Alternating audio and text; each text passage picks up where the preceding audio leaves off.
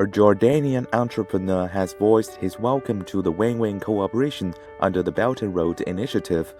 Main Nasser, president and CEO of the Arab Potash Company, said the acquisition of its equity by Chinese company Stick Mining Investment Corporation Limited has accelerated the Jordanian enterprise's development.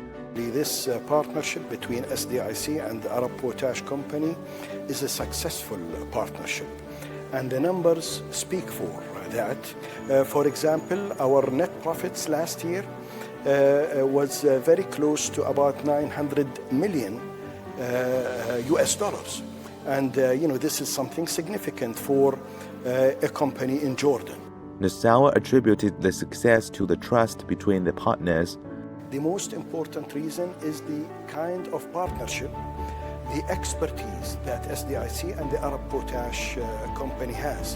When you put these expertise together, when you put this trust together, it is only obvious to get the results that you get when you operate in the area of manufacturing fertilizers.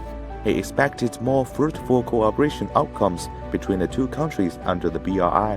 This initiative is very important. The idea is significant.